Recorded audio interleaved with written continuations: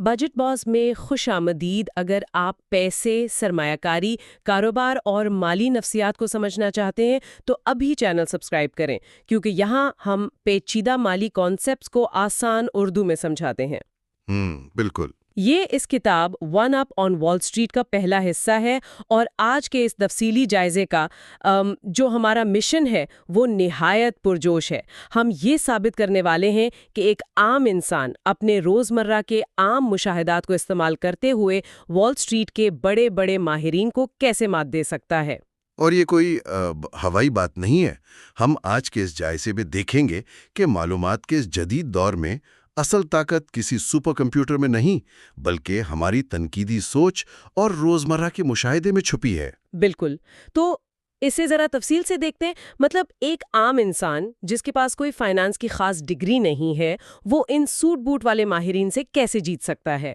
دیکھیں، بظاہر تو یہ ناممکن لگتا ہے نا، کہ ایک طرف اربوں ڈالر کے فنڈز ہیں اور دوسری طرف ایک عام شخص، لیکن وال اسٹریٹ کی یہ جو بڑے ماہرین ہیں نا، یہ دراصل بہت سی پابندیوں کا شکار ہوتے ہیں۔ اچھا، کس قسم کی پابندیاں؟ سب سے بڑی پابندی ہے اپنی نوکری بچانے کی فکر۔ مطلب فنڈ مینیجرز دراصل مارکیٹ کو ہرانے کے بجائے اپنے کیریئر کو بچانے کا کھیل کھیل رہے ہوتے ہیں۔ مالیاتی دنیا میں ایک پرانی کہاوت ہے کہ آئی بی ایم جیسی کسی معروف کمپنی میں سرمایہ کاری کر کے نقصان اٹھانے پر کسی کو نوکری سے نہیں نکالا جاتا۔ واہ، یعنی وہ احتیاط کے نام پر صرف بڑی کمپنیوں کے پیچھے بھاگتے ہیں؟ ہاں بالکل۔ اگر ایک مینیجر کسی نامعلوم لیکن شاندار کمپنی میں پیسے لگائے اور نقصان ہو جائے تو اس کی نوکری چلی جائے گی، لیکن اگر وہ آئی بی ایم میں لگائے اور مارکیٹ گر جائے تو وہ کہہ سکتا ہے کہ بھی پوری معیشت ہی خراب ہے۔ تو مطلب بورڈ آف ڈائریکٹرز اسے معاف کر دیتے ہیں۔ یہ تو بہت ہی محدود کر دینے والی سوچ ہے۔ بالکل، اور یہی وہ ساختی خامی ہے جہاں ایک عام انسان کو بڑھتری حاصل ہوتی ہے، جسے ہم ایمیچورز ایج کہتے ہیں۔ مجھے یہاں پیٹر لنچ کی وہ مشہور مثال یاد آ رہی ہے، مطلب وہ جو ان کی اہلیہ نے سپر مارکیٹ میں لیگز پینٹی ہوز دریافت کیے تھے، وہ کتنا شاندار واقعہ ہے نا؟ ہاں، وہ ایک بہترین مثال ہے۔ وال اسٹریٹ کے کسی بھی ماہر نے اس پروڈکٹ پر دھیان نہیں دیا تھا، کیونکہ وہ سپر مارکیٹ کی لائنوں میں کھڑے ہو کر تو شاپنگ کرتے نہیں ہیں۔ بالکل۔ اور ڈنکن ڈونٹس یا ٹیکو بیل کی مثال لے لیں۔ ایک عام شخص روزانہ دیکھ رہا ہے کہ وہاں کتنی لمبی قطاریں لگ رہی ہیں۔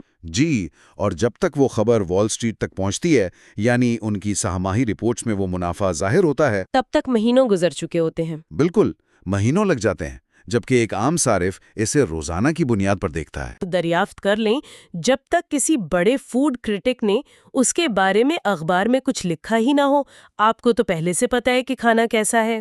زبردست تشبیہ ہے۔ ایک عام انسان کارپوریٹ کامیابی کا پہلا گواہ ہوتا ہے۔ لیکن یہاں بات واقعی بہت دلچسپ ہو جاتی ہے، کیونکہ اگر ایک بندہ دیکھتا ہے کہ بھئی فلاں ریسٹورنٹ چل رہا ہے اور وہ جا کر اس کے شیئرز خرید لیتا ہے، تو کیا یہ جوا نہیں ہے؟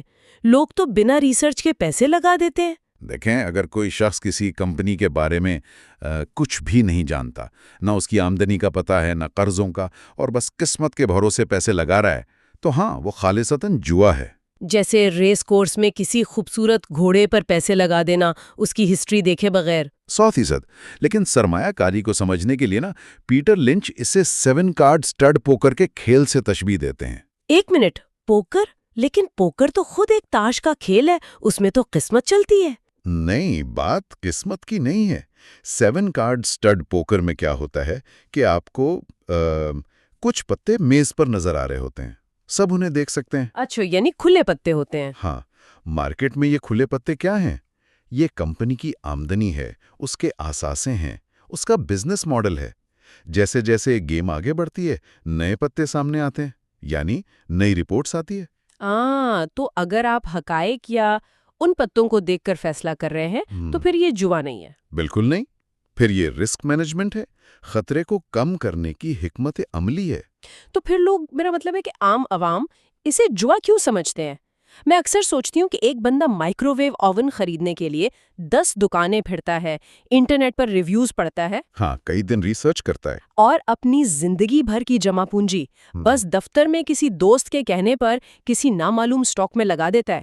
یہ کیا نفسیات ہے؟ بدقسمتی سے لوگ سٹاک کو ایک لاٹری کا ٹکٹ سمجھتے ہیں۔ وہ بھول جاتے ہیں کہ یہ ایک کاروبار میں آپ کی حصے داری ہے۔ اور اسی لیے وال اسٹریٹ کی طرف دیکھنے سے پہلے ایک انسان کو خود کو آئینے میں دیکھنا چاہیے۔ آئینے میں؟ مطلب خود کا جائزہ لینا؟ جی، جسے دا مرر ٹیسٹ کہا جاتا ہے۔ سرمایہ کاری سے پہلے خود سے 3 اہم سوال پوچھنے ہوتے ہیں۔ پہلا سوال یہ ہے کہ کیا آپ کے پاس اپنا گھر ہے؟ گھر کا اسٹاک مارکیٹ سے کیا تعلق؟ میں تھوڑی کنفیوزڈ ہوں اس پر۔ دیکھیں، ریئل اسٹیٹ میں لوگ اتنا منافع کیوں کماتے ہیں؟ کیونکہ گھر خریدنے سے پہلے وہ مہینوں ریسرچ کرتے ہیں، محلہ دیکھتے ہیں، اسکول دیکھتے ہیں۔ بالکل، اور سب سے بڑی بات، گھر خرید کر وہ روز صبح اخبار میں اس کی قیمت تو نہیں دیکھتے نا؟ بالکل صحیح کہا آپ نے، وہ اسے جلدی بیچنے کے بجائے سالوں تک اپنے پاس رکھتے ہیں۔ اگر سٹاکس کے ساتھ بھی یہی رویہ اپنایا جائے تو کامیابی کے امکانات بہت بڑھ جاتے ہیں۔ یعنی وہ صبر اور ہولڈ کرنے کی صلاحیت۔ اچھا، اور دوسرا سوال کیا ہے؟ دوسرا سوال یہ ہے کہ کیا آپ کو ان پیسوں کی ضرورت ہے؟ مطلب قلیل مدتی ضرورت؟ ہاں، وہ پیسہ کبھی بھی سٹاک مارکیٹ میں نہیں لگانا چاہیے جس کی آپ کو اگلے 1-2 سال میں ضرورت ہو، چاہے وہ بچوں کی فیس ہو یا کوئی میڈیکل خرچہ۔ کیونکہ اگر عین اسی وقت مارکیٹ گر گئی تو آپ کو مجبوری میں نقصان پر شیئرز بیچنے پڑیں گے۔ مارکیٹ تو گر سکتی ہے نا۔ واقعی۔ اور تیسرا سوال؟ تیسرا سوال شخصیت کا ہے۔ یہاں ایک اہم سوال پیدا ہوتا ہے کہ کیا آپ میں وہ ذاتی خوبیاں ہیں جو ایک سرمایہ کار میں ہونی چاہیے؟ مطلب عام فہم، صبر اور خوف و ہراس کے دوران پرسکون رہنے کی صلاحیت۔ کیا آپ مارکیٹ کی عارضی گراوٹ پر گھبرا کر اپنا نقصان کروانے والوں میں سے تو نہیں ہیں؟ یہ تو بہت عام سی بات ہے نا کہ ہر شخص گھبرا جاتا ہے، اور اسی لیے ہر کوئی بس یہی جاننا چاہتا ہے کہ مارکیٹ کیسی چل رہی ہے، کیا اب سرمایہ کاری کا صحیح وقت ہے؟ مطلب مارکیٹ ٹائمنگ کا ایک عجیب جنون ہے۔ اور یہی سب سے بڑا وہم ہے۔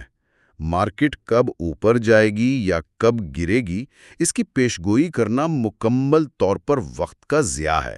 واقعی، لیکن ہر ٹی وی چینل، ہر معاشی ماہر تو یہی کر رہا ہوتا ہے۔ وہ بس کر رہے ہوتے ہیں لیکن اس کا کوئی فائدہ نہیں۔ وارن بفیٹ کا ایک بہت مشہور کال ہے، وہ کہتے ہیں کہ میرے نزدیک سٹاک مارکیٹ کا کوئی وجود ہی نہیں ہے۔ اچھا، تو پھر وہ مارکیٹ کو کیسے دیکھتے ہیں؟ وہ کہتے ہیں کہ یہ صرف اس لیے ہے تاکہ دیکھا جا سکے کہ کوئی اور بے وقوفی تو نہیں کر رہا، مطلب کیا کوئی شاندار کمپنی سستے میں تو نہیں بیچ رہا۔ واہ!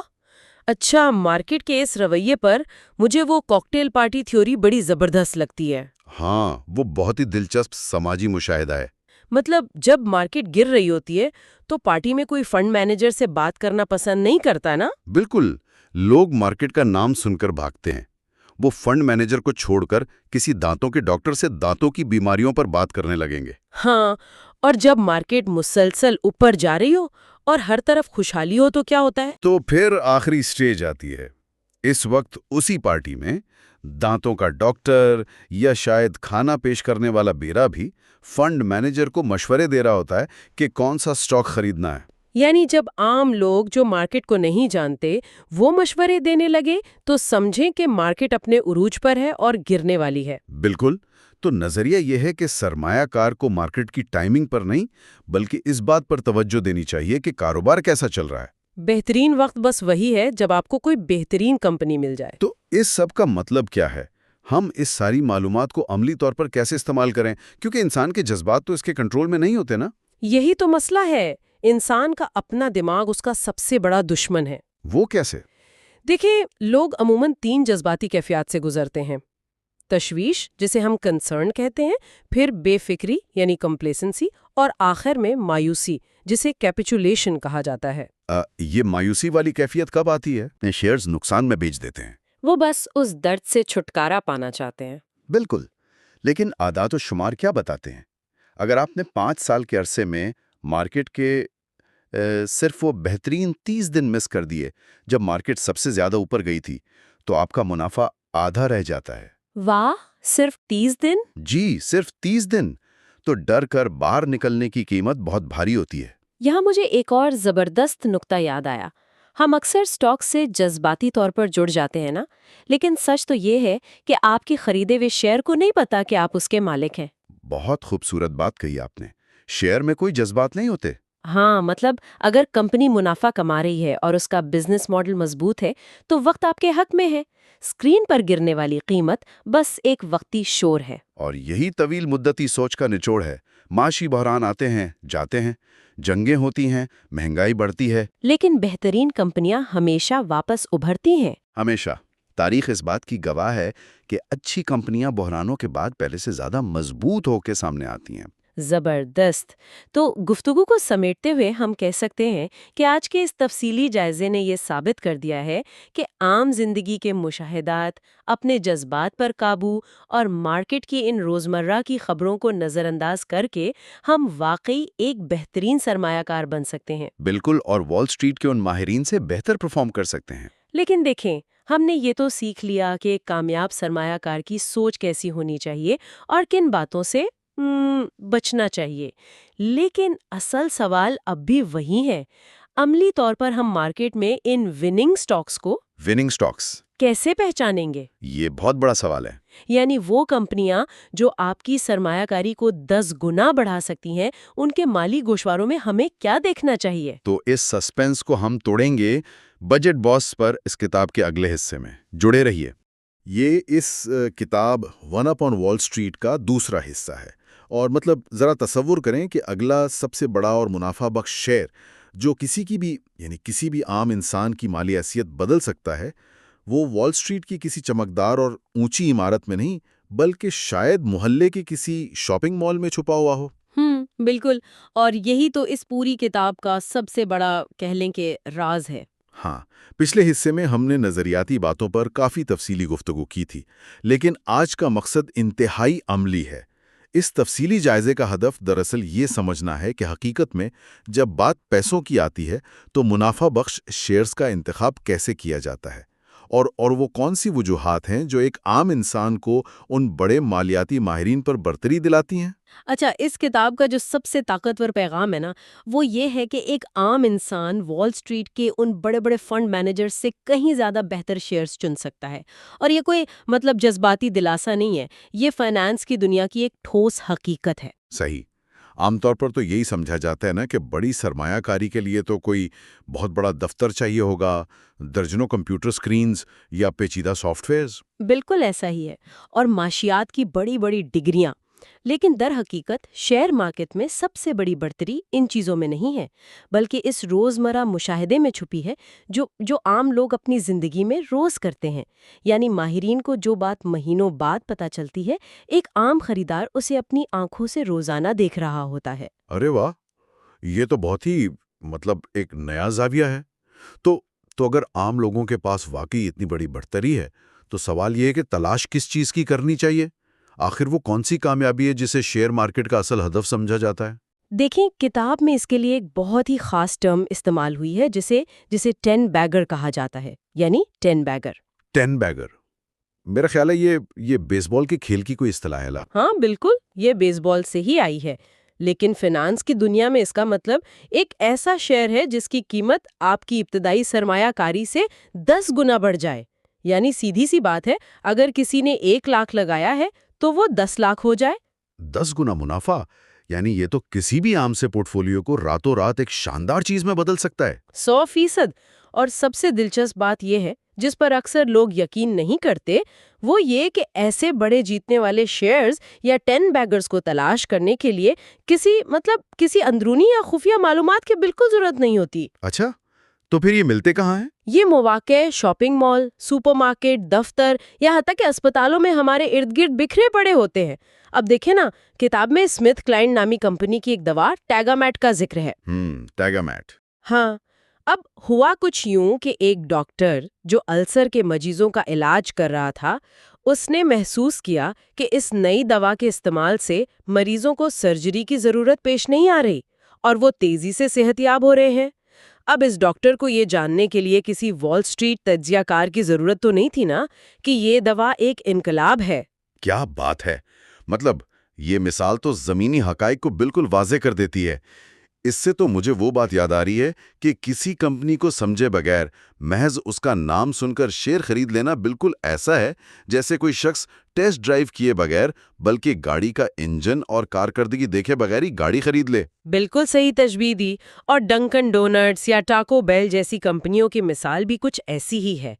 جب محلے میں کھلنے والی کوئی نئی دکان روزانہ گاہکوں سے بھری ہو اور لوگ بار بار وہی چیز خرید رہے ہوں تو یہ کوئی معمولی بات تھوڑی ہے، یہ ایک بہت بڑا معاشی اشارہ ہے۔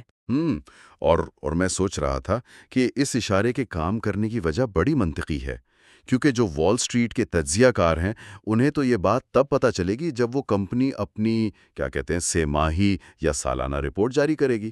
ایگزیکٹلی، اور وہ رپورٹ بننے، آڈٹ ہونے اور چھپنے میں مہینوں لگ جاتے ہیں، اور جب وہ فائنل رپورٹ سامنے آتی ہے نا، تب تک اس کمپنی کے شیئر کی قیمت پہلے ہی آسمان سے باتیں کر رہی ہوتی ہے۔ یعنی وہ ڈاکٹر جس نے السر کے مریض کو ٹھیک ہوتے دیکھا، یا وہ عام سا خریدار جو ڈنکن ڈونٹس پر لمبی قطاریں دیکھ رہا ہے، وہ ان ماہرین سے مہینوں پہلے اس ٹرینڈ کو جان چکا ہے۔ بالکل، اور اس کا سیدھا سا مطلب یہ ہے کہ ایک عام خریدار کے طور پر مشاہدہ کرتے ہوئے دراصل وہی کام کیا جا رہا ہوتا ہے جس کے لیے ان بڑے بڑے ماہرین کو لاکھوں ڈالر تنخواہ ملتی ہے۔ لیکن یہاں ایک بہت بڑی منطقی الجھن سامنے آتی ہے۔ وہ کیا؟ چلیں یہ تو مان لیا کہ مشاہدہ بہت طاقتور ہے اور محلے میں کوئی نئی کمپنی مقبول ہو رہی ہے، لیکن کیا صرف اس مقبولیت کی بنیاد پر آنکھیں بند کر کے شیئر خرید لینا چاہیے؟ کیونکہ عام طور پر تو ہم دیکھتے ہیں کہ لوگ جدید ترین ٹیکنالوجی، اے آئی یا ان پرجوش کمپنیوں کے پیچھے بھاگتے ہیں جو خبروں میں ہوں۔ ہر کسی کو ہوتا ہے کہ اگلی بڑی چیز کیا ہے۔ تو اس کتاب میں بورنگ اور عام سی کمپنیوں پر اتنا زور کیوں دیا گیا ہے؟ بہت زبردست سوال ہے، اور پتہ کیا، یہی وہ مقام ہے جہاں زیادہ تر نئے لوگ مات کھا جاتے ہیں۔ اچھا، وہ کیسے؟ نفسیاتی طور پر ہوتا یہ ہے کہ جب کوئی کمپنی بہت پرجوش اور جدید ہوتی ہے نا، تو مارکیٹ کا ہر بندہ اس کے بارے میں بات کر رہا ہوتا ہے، اخبارات میں سرخیاں ہوتی ہیں، ٹی وی پر بحث ہو رہی ہوتی ہے۔ ہاں بالکل، ہر طرف اسی کا شور ہوتا ہے۔ تو اس شور کی وجہ سے ہر کوئی اس کے شیئرز خریدنے کے لیے اندھا دھن بھاگتا ہے۔ اس اتنی زیادہ مانگ کی وجہ سے اس شیئر کی قیمت اس کی اصلی مالیت سے کہیں زیادہ بڑھ جاتی ہے، یعنی قیمت میں بس ہوا بھر جاتی ہے۔ تو وہ اوور پرائزڈ ہو جاتے ہیں۔ بالکل، اس کے برعکس جو بورنگ کمپنیاں ہوتی ہیں ان میں سستے داموں شیئرز خریدنے کا بہت وقت ملتا ہے۔ وال سٹریٹ کے ادارے ایسی کمپنیوں کو مکمل نظر انداز کرتے ہیں کیونکہ ان میں کوئی چمک دمک نہیں ہوتی جو وہ اپنے کلائنٹس کو بیچ سکیں۔ تو گویا جس کمپنی کے نام میں ہی بیزاری چھپی ہو، وہ دراصل ایک چھپا ہوا خزانہ ہو سکتی ہے۔ 100%۔ مصنف تو کہتا ہے کہ ایک پرفیکٹ سٹاک کی سب سے بڑی نشانی ہی یہ ہے کہ اس کا نام بہت بورنگ، عام سا یا عجیب سا ہو۔ کتاب میں ایک مثال دی گئی ہے آٹومیٹک ڈیٹا پروسیسنگ کی۔ آٹومیٹک ڈیٹا پروسیسنگ، یہ نام سن کر واقعی ایسا لگتا ہے جیسے کسی بہت ہی پرانے سرکاری محکمے کی فائلوں کی بات ہو رہی ہو۔ کوئی سنسنی نہیں، کوئی جوش نہیں۔ ہاں نا، اور یہی تو اس کا جادو تھا۔ یہ کمپنی دوسری کمپنیوں کے پے رول اور تنخواہوں کا حساب کتاب رکھتی تھی۔ اس کے علاوہ ایک بہترین کاروبار کی نشانی یہ بتائی گئی ہے کہ وہ اتنا سادہ ہونا چاہیے کہ کوئی بیوقوف بھی اسے چلا سکے۔ کوئی بیوقوف بھی چلا سکے؟ یہ تو بڑی عجیب سی شرط ہے۔ اس کی وجہ بڑی دلچسپ ہے، کیونکہ مصنف کا ماننا ہے کہ کسی نہ کسی دن واقعی کوئی بے وقوف ہی اس کے بورڈ آف ڈائریکٹرز میں بیٹھ کر اسے چلا رہا ہوگا۔ اگر کاروبار بہت پیچیدہ ہے اور اس کی بقا صرف ذہین ترین لوگوں پر ہے تو طویل مدت میں یہ بہت بڑا خطرہ ہے۔ ارے واہ، یہ تو بہت ہی پریکٹیکل بات ہے۔ اور میں نے سنا ہے کہ ایک اور زبردست موقع اسپن آفس میں ملتا ہے، یعنی وہ صورتحال جب کوئی بڑی کمپنی اپنا ایک حصہ الگ کر کے نئی کمپنی بناتی ہے۔ جی ہاں، اسپن آفس یہ بہت ہی منافع بخش ثابت ہو سکتے ہیں۔ لیکن ایک بات بتائیں، جب ایک بڑی کمپنی اپنے کسی حصے کو خود سے الگ کر رہی ہے تو عام ذہن میں تو یہی آئے گا نا کہ شاید وہ حصہ منافع نہیں دے رہا، تبھی تو اسے نکالا جا رہا ہے۔ تو پھر یہ اتنے پرکشش کیوں ہوتے ہیں؟ ظاہری طور پر ایسا ہی لگتا ہے، لیکن اس کے پیچھے ایک ادارہ جاتی مجبوری ہوتی ہے جسے سمجھنا ضروری ہے۔ جب کوئی نئی کمپنی اسپن آف کے ذریعے بنتی ہے تو جو بڑے میوچل فنڈز ہیں وہ اس کے شیئرز فوراً بیچنے پر مجبور ہوتے ہیں۔ مجبور ہوتے ہیں؟ کیوں بھلا؟ کیونکہ وہ نئی اور چھوٹی کمپنی ان فنڈز کے اپنے مخصوص پورٹ فولیو کے اصولوں پر پوری نہیں اتر رہی ہوتی، تو ان کی طرف سے کروڑوں شیئرز اچانک مارکیٹ میں سیل ہونے کے لیے آ جاتے ہیں، جس سے اس نئی کمپنی کی قیمت عارضی طور پر بہت زیادہ گر جاتی ہے۔ اچھا، تو یہ وہ بہترین وقت ہوتا ہے جب ایک عام انسان کو ایک بہت اچھی کمپنی نہایت سستے داموں مل جاتی ہے۔ بالکل ایسا ہی ہے. یہ ایک طرح کا ڈسکاؤنٹ ہوتا ہے مارکیٹ کی طرف سے. زبردست۔ اچھا، اگر بورنگ اور سادہ کمپنیاں بہترین ہیں تو وہ کون سا جال ہے جس سے ہر صورت بچنا چاہیے؟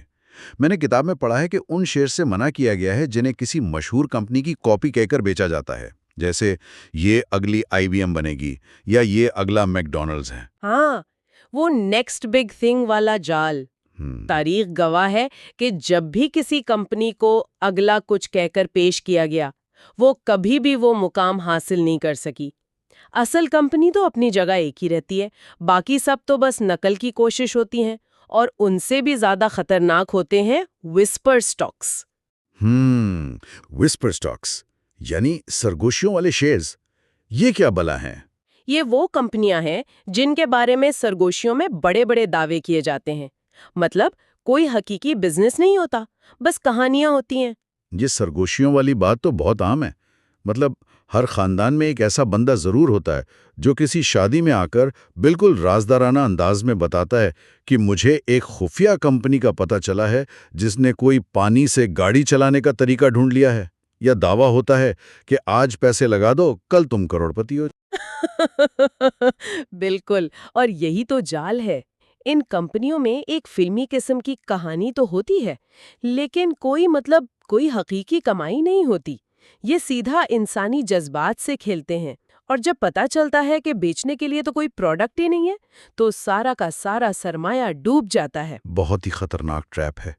اچھا، کہانیوں اور افواہوں سے ہٹ کر اب ذرا اس چیز پر آتے ہیں جو واقعی اہمیت رکھتی ہے۔ کمپنی بورنگ ہو یا دلچسپ، طویل مدت میں شیئر کی قیمت آخر اوپر جاتی کیوں ہے؟ اس کے پیچھے سائنس کیا ہے؟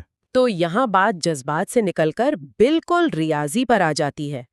کسی بھی کمپنی کی اصل مالیت کا انحصار صرف دو چیزوں پر ہوتا ہے: اس کی کمائی یعنی ارننگز، اور اس کے اثاثے یعنی ایسٹس. صحیح۔ قلیل مدت میں یعنی چند ہفتوں یا مہینوں میں جذبات اور افواہوں کی وجہ سے قیمتیں بہت اوپر نیچے ہو سکتی ہیں، لیکن اگر آپ 5 یا 10 سال کا گراف دیکھیں تو شیئر کی قیمت ہمیشہ بالکل ایک سائے کی طرح کمپنی کی کمائی کے پیچھے چلتی ہے.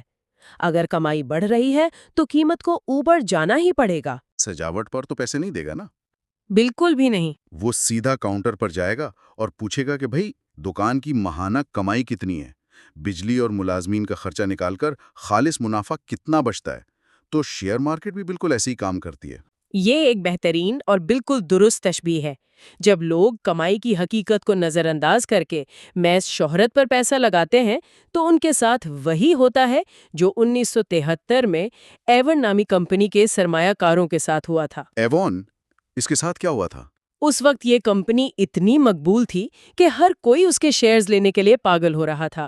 قیمت اتنی بڑھ گئی کہ اس کا حقیقی کمائی سے کوئی تعلق ہی نہیں رہا. مارکیٹ کا خیال تھا کہ یہ کمپنی کبھی ناکام نہیں ہو سکتی. لیکن حقیقت میں کمائی تو اتنی نہیں ہوگی نا؟ بالکل، کمائی اتنی تھی ہی نہیں جو اس بڑھی ہوئی قیمت کا بوجھ اٹھا سکے. تو پھر کیا ہوا؟ اس غبارے سے ہوا نکل گئی اور قیمت بری طرح گر گئی. حقیقت ہمیشہ آخرکار سامنے آ ہی جاتی ہے. یعنی کمائی ہی سب کچھ ہے۔ تو کمائی کی اس اہمیت کو سمجھنے کے بعد اب ذرا مالیاتی گوشواروں کی بات کرتے ہیں۔ میرا مطلب ہے فائنینشل سٹیٹمنٹس کی۔ عام طور پر ان کا نام سنتے ہی لوگ گھبرا جاتے ہیں کیونکہ ان میں نمبرز بہت ہوتے ہیں۔ ہاں، وہ تھوڑا ٹیکنیکل لگتا ہے لیکن اتنا مشکل ہے نہیں. اس میں ایک ٹرم بار بار آتی ہے، PE ریشو، یعنی پرائس ٹو ارننگز ریشو۔ ایک عام انسان کے لیے دراصل کسی کاروبار کے بارے میں کیا بتاتا ہے؟ PE ریشو کو وال سٹریٹ کی مشکل زبان سے نکال کر اگر بالکل آسان الفاظ میں سمجھے نا، تو یہ دراصل وہ وقت یا سالوں کا تعداد ہے جو کسی کمپنی کو لگائی گئی رقم واپس کمانے میں لگے گا، بشرطے کہ کمپنی کی کمائی اسی سطح پر رہے. اچھا، یعنی اگر کسی شیئر کا PE ریشو 10 ہے تو اس کا سیدھا سا مطلب ہے کہ کمپنی سرمایہ کار کی رقم 10 سال میں کما لے گی۔ بالکل درست سمجھیں آپ. یہاں ایک بڑا عام فہم سا سوال اٹھتا ہے، اگر PE ریشو سالوں کی تعداد ہے تو کیا دنیا کا کوئی بھی سمجھدار انسان کسی ایسے بزنس میں پیسہ لگائے گا جس کا PE ریشیو 50 ہو، یعنی منافع سے 50 گنا زیادہ قیمت؟ اس کا مطلب تو یہ ہوا کہ وہ رقم واپس کمانے میں نصف صدی لگ جائے گی۔ اور یہی وجہ ہے کہ ایک ہائی پی ای ریشو مثلاً 40 یا 50 ہمیشہ انتہائی خطرناک ہوتا ہے۔ جب کسی کمپنی کا پی ای ریشو اتنا زیادہ ہو تو اس کا مطلب ہے مارکیٹ نے اس کمپنی سے مکمل پرفیکشن کی امید لگا لی ہے۔ یعنی وہ کمپنی کوئی غلطی افورڈ نہیں کر سکتی۔ بالکل نہیں۔ اگر وہ کمپنی اپنے اہداف سے 1 یا 2% بھی پیچھے رہ جائے تو پرفیکشن کا وہ بھرم ٹوٹ جاتا ہے اور شیئر کی قیمت دھڑام سے نیچے گرتی ہے۔ ایک بہت ہی محفوظ اصول یہ ہے کہ کمپنی کا پی ای ریشو ہمیشہ اس کی ارننگز گروتھ ریٹ یعنی کمائی کی شرح نمو کے برابر ہونا چاہیے۔ ارننگز گروتھ کے برابر؟ ہاں، یعنی اگر کوئی کمپنی 15% سالانہ ترقی کر رہی ہے تو اس کا پی ای ریشو 15 یا اس سے کم ہونا چاہیے۔ اچھا، ارننگز گروتھ کے حوالے سے ریاضی کا جو جادو ہے وہ واقعی حیران کن ہے۔ جب ہم سنتے ہیں کہ ایک کمپنی 10% ترقی کر رہی ہے اور دوسری 20%، تو بظاہر لگتا ہے کہ صرف 10% کا ہی تو فرق ہے، لیکن طویل مدت میں وقت کے ساتھ یہ فرق کتنا بڑا ہو جاتا ہے، ذرا اس پر بھی روشنی ڈالیں۔ یہ جو جادو ہے نا، یہ دراصل کمپاؤنڈنگ کا کمال ہے۔ فرض کریں 2 کمپنیاں ہیں، دونوں کا موجودہ منافع $1 فی شیئر ہے۔ ایک 10% کی شرح سے ترقی کر رہی ہے اور دوسری 20% کی۔ ٹھیک ہے۔ 10 سال گزرنے کے بعد وہ کمپنی جو 20% پر تھی اس کا منافع $6 سے اوپر چلا جائے گا، جبکہ 10% والی کمپنی بمشکل $2.50 تک پہنچ پائے گی۔ ارے واہ، یعنی 20% والی نے دوسرے کو بالکل پیچھے چھوڑ دیا۔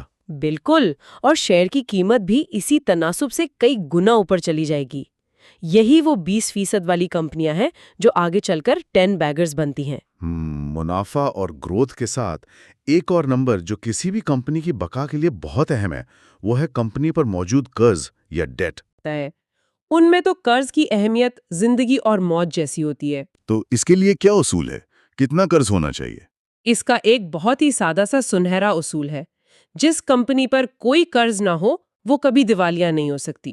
واہ، کیا زبردست اصول ہے، بالکل سیدھی سی بات ہے۔ ہاں نا، دیکھیں جب معاشی حالات خراب ہوتے ہیں، مہنگائی بڑھتی ہے تو کون سی کمپنیاں ڈوبتی ہیں؟ وہی جنہیں ہر ماہ بینکوں کو قرض کی قسطیں اور بھاری سود دینا ہوتا ہے۔ ایک مضبوط بیلنس شیٹ جس پر قرض کا بوجھ نہ ہو، وہ برے وقتوں میں سب سے بڑی ضمانت ہے۔ چلیں، اعداد و شمار اور نمبرز کی تو کافی بات ہو گئی، لیکن میرا مطلب ہے صرف کاغذ پر لکھے نمبرز دیکھ کر تو کوئی فیصلہ نہیں کیا جا سکتا نا۔ نمبرز کسی خلا میں تو نہیں ہوتے، ان کے پیچھے کوئی کہانی، کوئی ٹھوس حقیقت ہونی چاہیے۔ بالکل، نمبر صرف آدھی تصویر دکھاتے ہیں۔ 2 منٹ کی مشق یعنی 2 منٹ ڈرل کا ذکر کیا ہے، یہ کیا ہے اور کیسے کام کرتی ہے؟ یہ ایک بہت ہی پریکٹیکل ٹیکنیک ہے۔ شیئر خریدنے سے پہلے انویسٹر کو اپنے ذہن میں 2 منٹ کا ایک واضح خاکہ بنانا چاہیے۔ اس میں یہ بات بالکل صاف ہو کہ اس کمپنی کی مزید کامیابی کے لیے کیا ہونا ضروری ہے۔ مطلب وہ منافع کیسے کمائیں گے؟ ہاں، کیا وہ اپنی قیمتیں بڑھائیں گے؟ کیا وہ اپنی فیکٹریوں کے اخراجات کم کریں گے یا نئے شہروں میں، نئے بازاروں میں جائیں گے؟ اگر کوئی شخص اپنے کسی دوست یا کسی بچے کو آسان زبان میں 2 منٹ کے اندر یہ کہانی نہیں سمجھا سکتا تو اس کا مطلب ہے وہ خود بھی اس کاروبار کو نہیں سمجھتا۔ بہت خوب۔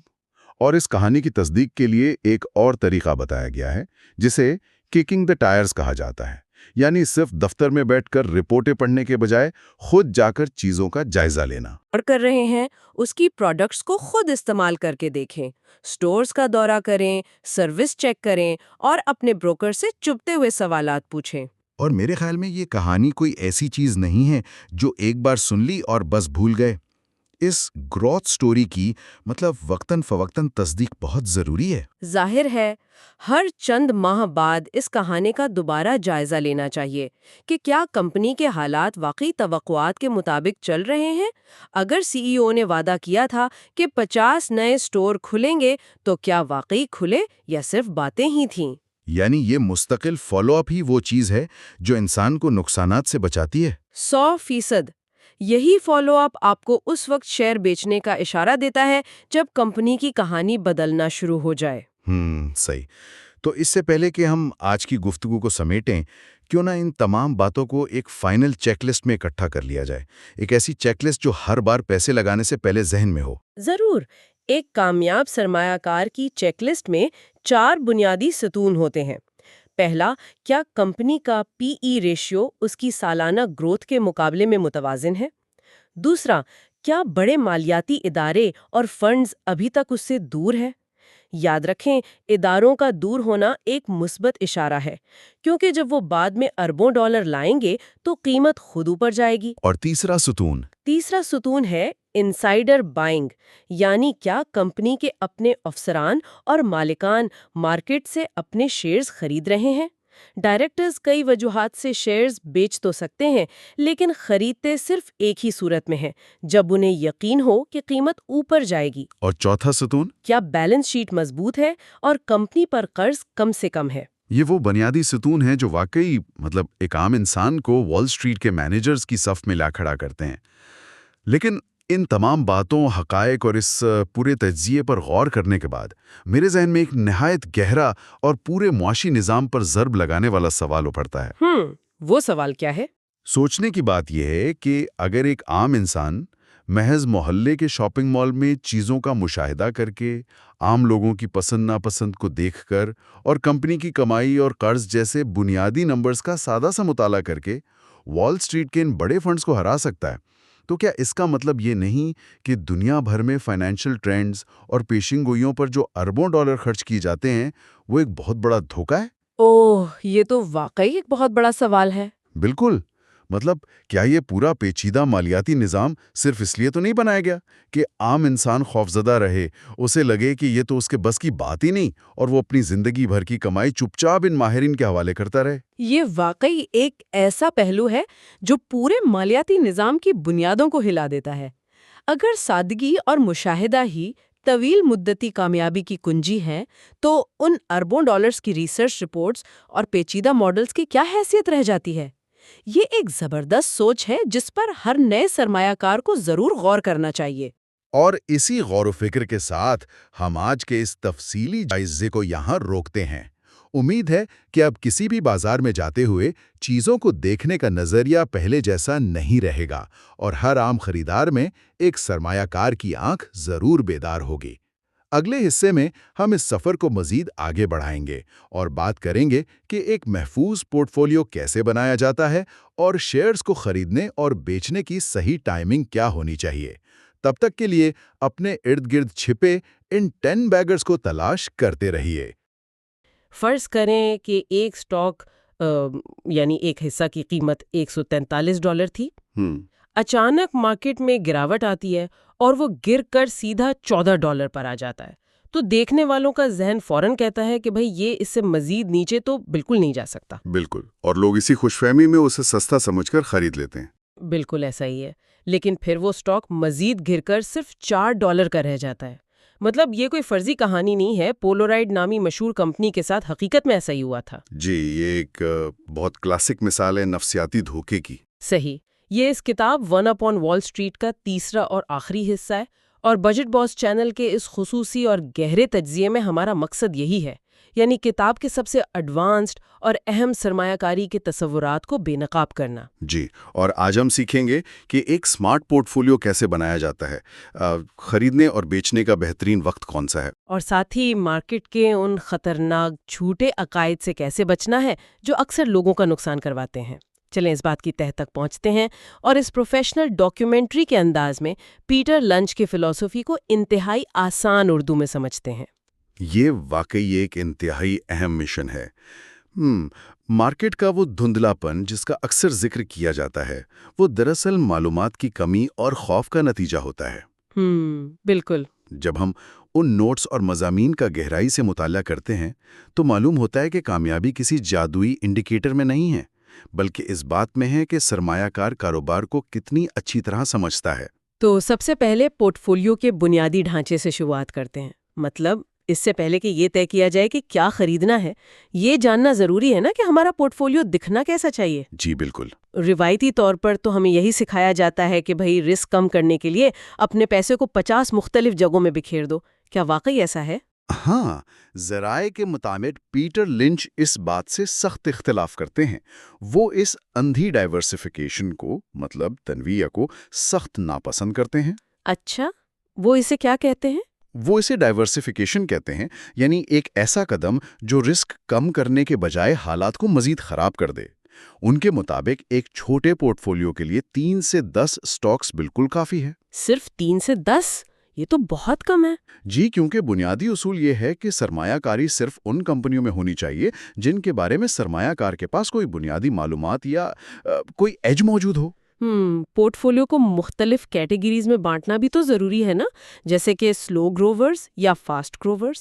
بالکل، ان کیٹیگریز میں تقسیم کرنے سے رسک بہت حد تک کم ہو جاتا ہے۔ تو مطلب اگر آپ کے پاس 5 بہترین ٹوکریاں ہیں جن پر آپ کو پورا یقین ہے، تو محض تنوع دکھانے کے لیے ایک ایسی ٹوکری کیوں شامل کی جائے جس میں سوراخ ہو؟ زبردست مثال ہے یہ۔ لیکن یہاں بات واقعی بہت دلچسپ ہو جاتی ہے۔ میرا مطلب ہے، لوگ کہتے ہیں کہ رسک کم کرنے کے لیے 50 سٹاکس لے لو، تو پھر 1400 سٹاکس رکھنے والے پیٹر لنچ خود اس طوطا چشم ڈائیورسیفیکیشن کے خلاف کیوں ہیں؟ یہ ایک اہم سوال پیدا کرتا ہے، اور اس تضاد کو سمجھنے کے لیے ہمیں فنڈ مینیجرز کی مجبوریوں کو سمجھنا ہوگا۔ مجبوریاں؟ کس قسم کی مجبوریاں؟ کتاب میں واضح کیا گیا ہے کہ جب کوئی ادارہ اربوں ڈالر سنبھالتا ہے تو ان پر سخت قانونی پابندیاں ہوتی ہیں۔ وہ کسی ایک چھوٹی کمپنی میں اپنا سارا پیسہ نہیں لگا سکتے۔ اچھا، کیونکہ وہ پھر اس کمپنی کے اکثریتی مالکان بن جائیں گے۔ بالکل صحیح۔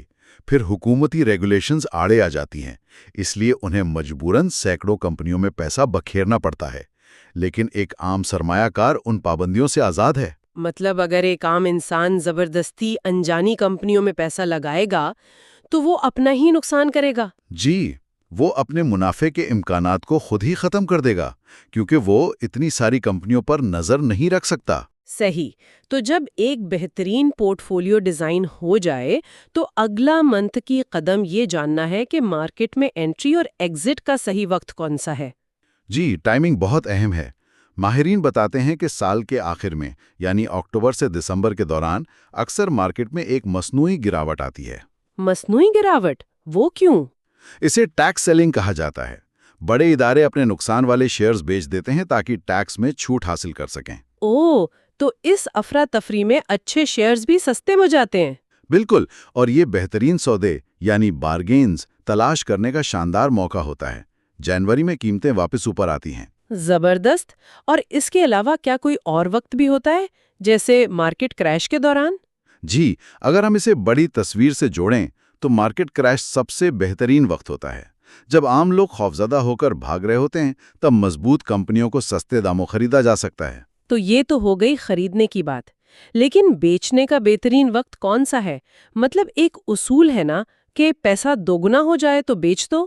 پیٹر لنچ اسے بالکل غلط مانتے ہیں۔ بیچنے کا فیصلہ کبھی بھی اندھے اصولوں پر نہیں ہونا چاہیے۔ تو پھر کس بنیاد پر ہونا چاہیے؟ بیچنے کا فیصلہ کمپنی کی کیٹیگری پر منحصر ہے۔ مثلاً اگر کمپنی ایک اسٹالورٹ ہے، یعنی بڑی مستحکم کمپنی، تو اسے 30 سے 50% منافع پر بیچا جا سکتا ہے۔ اور جو سائیکلیکل کمپنیاں ہوتی ہیں جن کا کاروبار اوپر نیچے ہوتا ہے، انہیں تب بیچنا چاہیے جب ان کے گوداموں میں انوینٹری بڑھنا شروع ہو جائے، کیونکہ اس کا مطلب ہے کہ خریدار کم ہو گئے۔ اور فاسٹ گروئرز کو؟ انہیں تب بیچے جب ان کی توسیع کا دوسرا مرحلہ رکنے لگے۔ واہ، مطلب ایک بہترین منافع بخش سٹاک کو صرف اس لیے بیچ دینا کیونکہ اس نے اچھا منافع دے دیا ہے، یہ تو بالکل ایسا ہے جیسے آپ پھولوں کو اکھاڑ کر جڑی بوٹیوں کو پانی دے رہے ہو۔ بالکل درست کہا آپ نے۔ پھولوں کو کھاڑنا اور جڑی بوٹیوں کو پانی دینا سب سے بڑی بیوقوفی ہے۔ لوگ یہ غلطیاں اسی لیے کرتے ہیں کیونکہ وہ مارکیٹ کے بارے میں کچھ خطرناک اور جھوٹے عقائد کا شکار ہوتے ہیں۔ جی، اور سرمایہ کار اسی وجہ سے صحیح وقت پر خرید و فروخت نہیں کر پاتے ہیں۔ تو چلیں ان خطرناک مفروضوں کو دیکھتے ہیں۔ جیسے ہم نے شروع میں پولرائڈ کی بات کی تھی، یہ اس سے زیادہ نیچے نہیں گر سکتا۔ یہ پیٹر لنچ کی بتائی گئی سب سے بڑی غلط فہمیوں میں سے ایک ہے۔ ایک اور غلط فہمی یہ ہے کہ میں بالکل نچلی سطح پر خریدوں گا، یعنی باٹم پر۔ تو کیا یہ ممکن نہیں ہے؟ بالکل نہیں۔ گرتے ہوئے سٹاک کو پکڑنا ایک گرتی ہوئی چھری کو پکڑنے کے مترادف ہے۔ اس میں ہمیشہ ہاتھ کٹتا ہے۔ ایک اور بات جو اکثر سننے میں آتی ہے کہ بھائی یہ تو صرف $3 کا شیئر ہے، میرا کیا نقصان ہوگا؟ یہ حساب کتاب کی بہت بڑی خامی ہے۔ چاہے آپ $50 کا شیئر لیں یا $3 کا، اگر وہ صفر ہو جائے تو نقصان آپ کی کل سرمایہ کاری کا 100% ہی ہوتا ہے۔ واہ، واقعی لوگ سستے شیئرز کو بے ضرر سمجھتے ہیں، جو کہ غلط ہے۔ اور وہ جو کہتے ہیں کہ یہ بہت اوپر جا چکا ہے، اب مزید اوپر نہیں جائے گا۔ فلپ مورس جیسی کمپنیوں نے اس بات کو بار بار غلط ثابت کیا ہے۔ اگر منافع بڑھ رہا ہے تو قیمت مزید اوپر جا سکتی ہے۔ تو اس سب کا اصل مطلب کیا ہے؟ میرا مطلب ہے، کیا ہم شیئر کی قیمت بڑھنے کو اپنی کامیابی سمجھ لیتے ہیں؟ جی، لوگ اکثر قیمت کو کمپنی کے مستقبل یا پراسپیکٹس کے ساتھ الجھا دیتے ہیں۔ صحیح۔ یہ سمجھنا بہت ضروری ہے کہ قیمت بڑھنے کا مطلب یہ نہیں کہ آپ صحیح تھے، اور قیمت گرنے کا مطلب یہ نہیں کہ آپ غلط تھے۔ بالکل، قلیل مدتی عرصے میں قیمت صرف مارکیٹ کے جذبات دکھاتی ہے، کمپنی کے فنڈامنٹلز نہیں۔ تو جب ہمیں معلوم ہو گیا کہ روزمرہ کی قیمتیں اکثر دھوکہ دیتی ہیں، تو ہمیں اس عارضی شور کو، یعنی شارٹ ٹرم مارکیٹ نوائز کو نظر انداز کرنا ہوگا۔ اور وولیٹیلیٹی کا ڈٹ کر مقابلہ کرنا سیکھنا ہوگا۔ کیونکہ آج کل روزانہ کی خبریں اور شرح سود کی قیاس آرائیاں سرمایہ کاروں کے ذہن پر سوار رہتی ہیں۔ ماہرین بتاتے ہیں کہ ایک اوسط سٹاک ایک سال میں تقریباً 50% تک اوپر یا نیچے جا سکتا ہے۔ 50%؟ یہ تو بہت زیادہ وولیٹیلیٹی ہے۔ جی، اور اسی سے گھبرا کر لوگ آپشنز، فیوچرز اور ڈے ٹریڈنگ کی طرف بھاگتے ہیں۔ ہاں، وہ گھر بیٹھے جوا کھیلنے والی بات۔ بالکل، پیٹر لنچ کہتے ہیں کہ یہ سب ایک زیرو سم گیم ہے۔ اس سے دولت نہیں بنتی، صرف بروکرز امیر ہوتے ہیں۔ لیکن رکیے، میرا ایک سوال ہے، کیا بار بار ٹریڈ کرنے سے مارکیٹ میں زیادہ روانی یعنی لیکویڈیٹی نہیں آتی، جو سب کے لیے اچھی ہے؟ یہاں جو بات سب سے زیادہ متاثر کن ہے وہ یہ ہے کہ جب سال میں 87% شیئرز اپنے مالکان بدل لیں تو یہ روانی نہیں ہے۔ تو پھر یہ کیا ہے؟ یہ ڈوبنے کے مترادف ہے۔ اتنی زیادہ خرید و فروخت کا مطلب ہے کہ لوگ کاروبار میں حصہ نہیں لے رہے، بس شیئرز کو اچھال رہے ہیں۔ یعنی خالص قیاس آرائی۔ تو پھر عارضی اتار چڑھاؤ سے گھبرانا نہیں چاہیے، بلکہ اسے برداشت کرنے کا حوصلہ پیدا کرنا چاہیے۔ جی، کیونکہ شارٹ ٹرم ٹریڈنگ صرف ایک جوا ہے، تو کامیابی کا واحد منطقی راستہ طویل مدتی سرمایہ کاری یعنی لانگ ٹرم انویسٹنگ ہی بچتا ہے۔ تو لانگ ٹرم دولت سازی کی حکمت عملی دراصل کیا ہونی چاہیے؟ پیٹر لنچ کے تجربے میں ایک بہترین اسٹاک کو اپنا کمال دکھانے میں 3 سے 10 سال کا عرصہ لگ سکتا ہے۔ 3 سے 10 سال؟ اس کے لیے تو بہت صبر چاہیے ہوگا۔ بالکل، صبر اور اپنے فیصلوں پر پختہ یقین یعنی کنوکشن کے بغیر اسٹاک مارکیٹ میں کامیابی ناممکن ہے۔ ایک مثالی پورٹ فولیو میں اگر آپ کے 10 میں سے صرف 6 فیصلے بھی درست ثابت ہو جائیں تو وہ ساری زندگی کی دولت بنانے کے لیے کافی ہیں۔ واقعی 6 درست فیصلے بھی کافی ہیں، کیونکہ منافع کی تو کوئی حد نہیں ہوتی نا۔ بالکل صحیح کہا آپ نے۔ تو پھر اس ساری بحث کی حتمی فلسفی کیا بنتی ہے؟ حتمی فلسفی یہ ہے کہ ایک کامیاب سرمایہ کار کبھی بھی معیشت یا مارکیٹ کی سمت کی پیشین گوئی نہیں کرتا، بلکہ وہ بہترین کاروبار تلاش کرتا ہے نا؟ جی، اگر کمپنی کے فنڈامنٹلز مضبوط ہیں تو مارکیٹ خود بخود اپنا خیال رکھ لے گی۔ زبردست! تو بجٹ باس کے اس ڈاکیومنٹری طرز کے تجزیے کو ایک انتہائی طاقتور انجام تک پہنچاتے ہیں۔ آج کے اس ایپیسوڈ، میرا مطلب ہے اس گہرے تجزیے کا سب سے بڑا سبق یہ ہے کہ کامیاب سرمایہ کار کبھی مارکیٹ کی پیشن گوئی نہیں کرتے، بلکہ وہ بزنس کو سمجھتے ہیں۔ اور حقیقی دولت راتوں رات نہیں بلکہ صبر اور مستقل مزاجی سے بنتی ہے۔ بالکل۔ تو ڈے ٹریڈنگ کے اس جوئے سے نکلیں، اپنے ارد گرد موجود روزمرہ کی زندگی میں بہترین اور سادہ کاروبار تلاش کریں اور لمبی مدت کے لیے سوچیں۔ جی، یہی اصل کامیابی کا راز ہے۔ اور پروگرام کے بالکل آخر میں ایک سوال ہے جو آپ سب کو سوچنے پر مجبور کر دے گا۔ ذرا سوچیں، اگر کوئی انسان ایک نیا ریفریجریٹر خریدنے سے پہلے جتنا وقت اور ریسرچ لگاتا ہے، اتنا ہی وقت اپنی اگلی سرمایہ کاری پر بھی لگائے، تو کیا آج اس کا پورٹ فولیو یکسر مختلف نہیں ہوگا؟ یقیناً بہت مختلف اور بہتر ہوگا۔ اسی سوچ کے ساتھ بجٹ باس کی اس خصوصی پیشکش کو ہم یہیں ختم کرتے ہیں۔ ہمیشہ یاد رکھیں، سیکھنے کا یہ عمل مسلسل جاری رہنا چاہیے۔ اپنا بہت خیال رکھیے گا۔